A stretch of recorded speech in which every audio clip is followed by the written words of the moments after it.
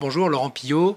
Donc, je suis cofondateur et dirigeant d'Ergonome avec Guillaume Bourdon, une société qu'on a créée il y a bientôt 8 ans. Et donc chez Ergonome, nous faisons ce que l'on appelle du design des organisations humaines. On est convaincu que le travail a du sens quand il est utile, et donc on va aider nos clients à penser une organisation utile et à activer leur pouvoir d'agir. Pour ça, on intervient sur 3 domaines: le design stratégique, le design management et le design d'espace.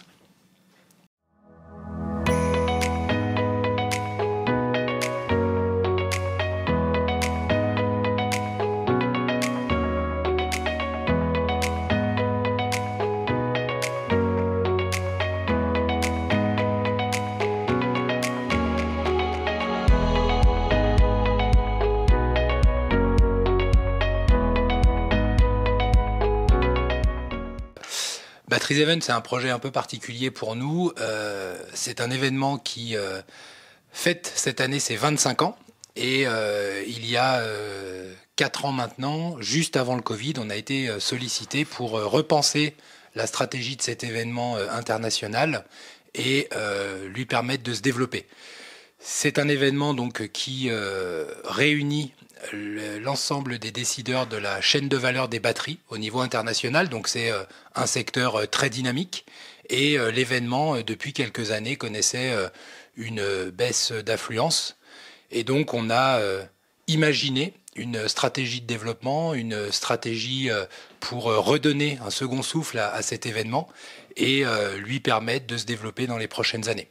Donc en 2019, avant que l'on mette en place cette stratégie, l'événement réunissait environ 200 personnes, une dizaine de stands et 70 speakers. Et petit à petit, grâce à cette nouvelle stratégie de développement, en allant chercher de nouveaux speakers internationaux, des nouvelles entreprises, en déployant une stratégie de communication aussi sur les réseaux, via toute une base de données qualifiée, et en partenariat avec Avicenne Energy, qui est le propriétaire de l'événement, on a pu redresser la barre, redonner une dynamique à cet événement. Et cette année, en 2023, donc pour la 25e édition, on espère accueillir 1000 participants. On aura 95 exposants et sponsors, et plus de 170 speakers internationaux qui vont représenter tous les projets qui se développent aujourd'hui. On parle beaucoup des gigafactories qui vont se développer dans le nord de la France, mais c'est le cas aussi en Allemagne, aux États-Unis, en Asie. Et donc on est très content de ce développement au niveau de l'événement.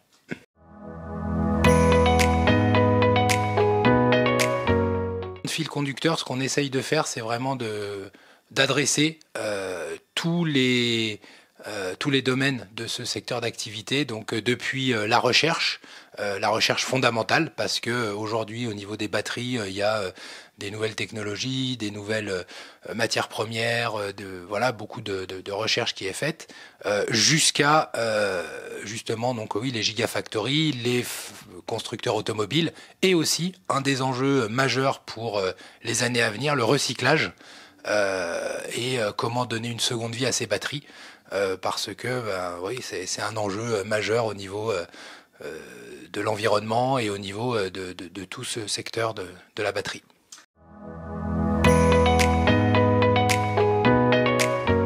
Alors, je vais peut-être pas citer de nom parce que sinon je vais vexer ceux que je vais oublier, mais plutôt des grands domaines. Donc on va avoir à la fois, pour nous c'est important, des startups qui sont en train qui sont encore en phase d'amorçage, en phase de recherche de fonds. Et pour nous, c'est important de les avoir avec nous parce que c'est peut-être de futurs acteurs majeurs sur le secteur. Et puis, on va avoir des très grands comptes. Donc, ça va être à la fois des sociétés qui font tout ce qui va être mesures, sécurité, etc. Des fabricants de composants qui rentrent dans la fabrication des batteries. Et puis les fournisseurs de matières premières jusqu'aux grands fabricants de batteries. Et voilà, donc alors je peux citer Schneider Electric, Umicore, voilà.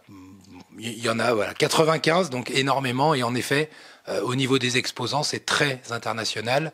Au niveau des participants, sur les 1000 participants, on est environ 60% international, 40% France. C'est aussi pour ça d'ailleurs qu'on a ramené l'événement qui était à Nice sur la région Aura, parce que pour nous c'est un bassin propice, dynamique, qui nous permet d'attirer aussi des acteurs de toute la région.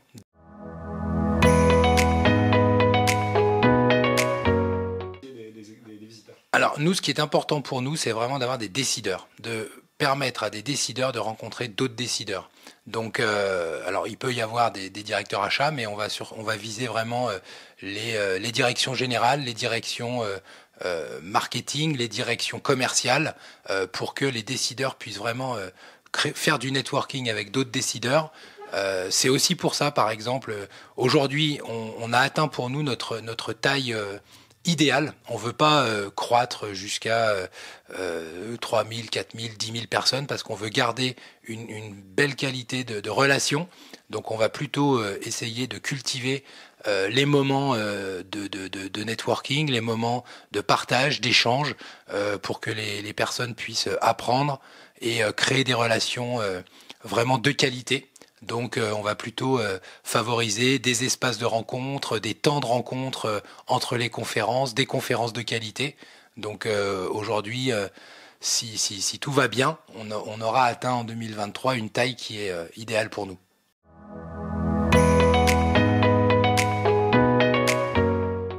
Alors ce qu'on a souhaité quand on a repris la stratégie de développement de Batteries Even, c'est vraiment de lui donner une identité forte.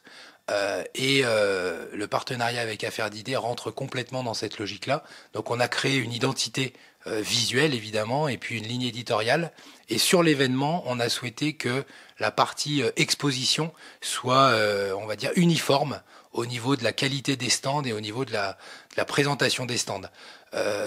Dans l'univers des batteries, il y a énormément de salons concurrents et confrères, avec des stands qui parfois sont assez disparates en fonction de la taille des entreprises, des budgets qui peuvent allouer à ce genre d'événements. Nous, ce qu'on a souhaité, c'est avoir un espace exposition, donc qui cette année va être avec 95 exposants, uniforme, et Affaires d'idées nous amène ça, donc avec une conception de stand où on va proposer à nos clients la même base sur laquelle ils vont ensuite pouvoir venir afficher leur propre identité avec des murs imprimés, avec une customisation de leur espace, mais sur une base commune. Et ça nous permet d'avoir un résultat uniforme et de créer quelque chose qui soit avec une belle identité, une belle qualité de prestation. Et puis ensuite, sur la phase amont, sur la phase de conception, Affaires d'idées nous amène une rigueur, un vrai partenariat, puisque ils nous accompagnent depuis 2020, donc la première édition qu'on a réalisée. Ils nous ont accompagnés dans cette période qui a été compliquée, puisque 2020, on était au mois d'octobre et on a été le seul événement à Lyon qui s'est tenu. Donc forcément, ça a été compliqué pour l'ensemble des acteurs et ils ont été là.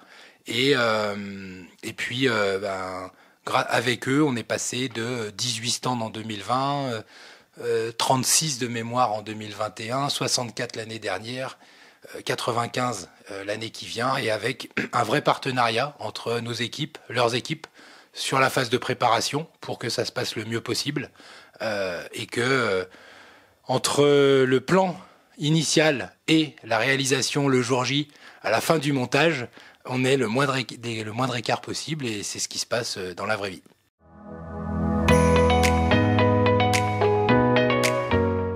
Alors la préparation, elle est vraiment étalée sur toute une année, c'est-à-dire que là, l'événement cette année va avoir lieu du 10 au 13 octobre à Lyon.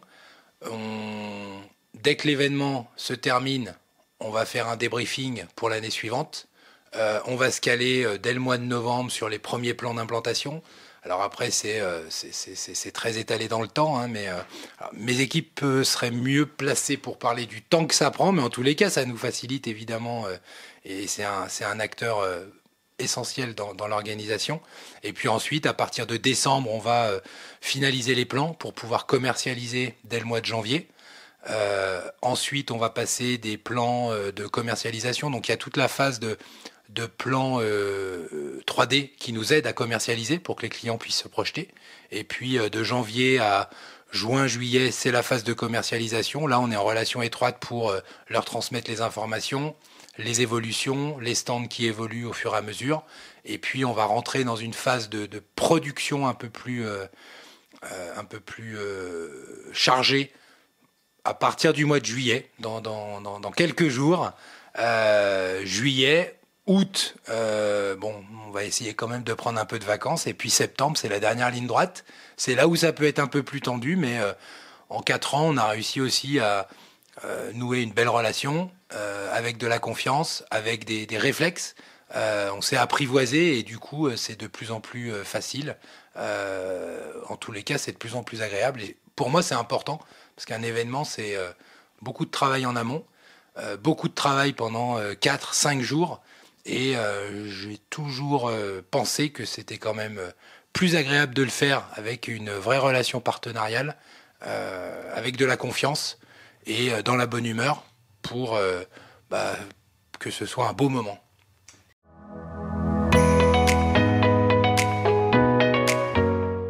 Pour moi, le fait que ce soit déjà des cloisons qui soient en effet récupérables, c'est essentiel. Il y a encore aujourd'hui beaucoup trop de salons, d'événements internationaux où le stand, 3 jours après, est complètement détruit. Donc pour moi, j'y suis particulièrement sensible, puisque au-delà d'Ergonome, je suis aussi président bénévole d'une association, La Ligne Vertuose, où on fait de la revalorisation de matière. Donc c'est un sujet qui me parle.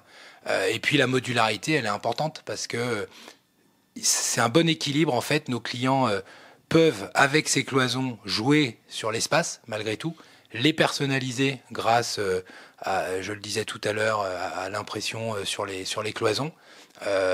Mais il y a une base commune qui nous permet un bon équilibre entre modularité et homogénéité de l'ensemble de l'événement.